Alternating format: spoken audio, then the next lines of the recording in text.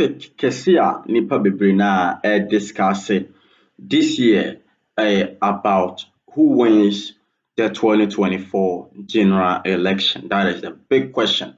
And then the big topic, the big discussion. Bebrina Enya.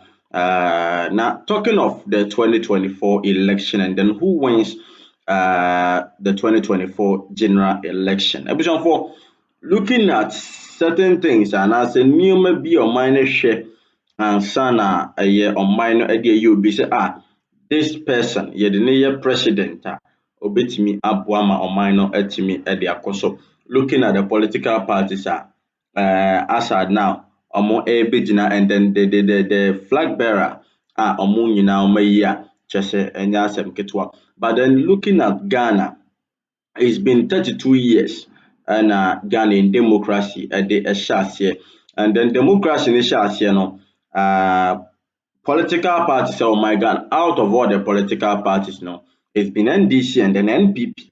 We are to now 16, that is NDC 16 years and then NPP in 16 years. And so now it is about who is able to break the record that was saying 8 years and down in be breaking. And now NPP epese omo etimi breaking record no through Dr. Alhaji Mahmoud Bawumia. And now over the weekend and IMANI vice president Kofi Bentil on X, that is formerly Twitter, and now the same be Ekugu or Trese.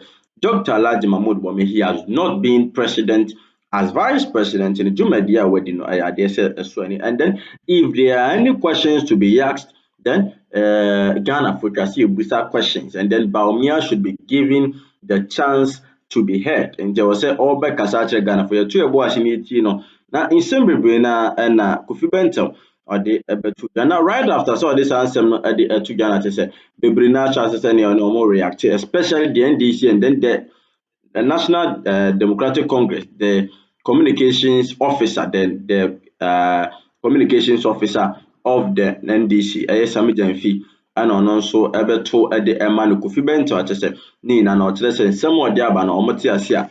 And they say so many, and then Kofi Bentil so many replies from so many people. Option for anything between BS some more kind it was right. It means so just Debbie Kawanka and IMANI by president Nankasa already vice president Kasa Kofi Bentil now president Nankasa no on Nankasa Akasa Franklin Kudjoe ono and a form in some of Kofi Bentil the two jano on so abefo no so or say Dr. Alhaji Mahmoud Bawumia etwa Ghana for enya so na omo etimi etie no na nyoma waye de opeso ye ne nyoma tese dan ne so opeso ye no Ghana for etimi nya so atimi ade etie no na yeseka komu haje no kwakọ yento ye bo ase ne yenko na yenyina ye ne bre na yenkutie eye Franklin Kudjoe eye IMANI president ne nsemu a ode atodwa. It's like every man that is going before a trial, a man or woman, you need to get some fair hearing. It's natural, no matter your station in life. Because at this point, you're at the trial period, right? Like you're going for an election. So ordinarily, people have to give a fair hearing. But they need to give a fair hearing based on what? Based on some of the things you've done before. Because then some of your experience will count. You see, the position of a vice president is no mean position. The position of president is no mean position. That's why when you are going for it, people have to be vetted. Your school class, so-called tech. Yes. We call him tech. Now me a president and an economic student. We need by a small margin. we convert him. It wasn't easy. And if you go to vetting because you are coming for a position that people probably revere and respect. And they ask you all sort of questions. How are you going to do this? Because I tell them in old school, beside me say, how am I going to raise money to settle the debt that my predecessors left? I gave reasons, I gave how I did it, and I did it. And I went for one term. I left even a surplus, right?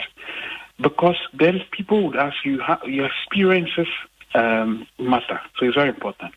I think the only slight difference between this vice president has been very, very active, unlike the former vice presidents we've had that were either sidelined or rendered ineffective. This Dr. Bawumia has had the blessings of Nanado, even though I know some of the decisions, they disregard him anyway. I know that for a fact. I mean, I don't begin to name some of the big ticket things that happened that I saw at first hand that they just completely disregarded him. That one I'm aware. Two, I can tell you any day, but I don't think that's the conversation you want to have today. But the point I'm making is, the reason why I'm saying this, he's a bit different, that he had room to do so much that he wanted to do. He drove this agenda, yet he was speaking. But beyond that, Bawumia was also sold as an economic whiskey. We can't go. There's no way we can dance around that. Yeah. And indeed, he made certain very interesting comments. Some of his lectures were awe-inspiring, and we all listened to it.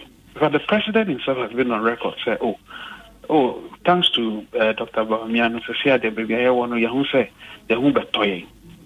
That's a nipa no ye bibi na se mu toma. Na ma sa this kanu mo ye no basa. One district this, one district. One of the things I have against some of the maybe the issue that Bawumia is that maybe he didn't have the room to be a bit bolder enough, right? To say, Jack.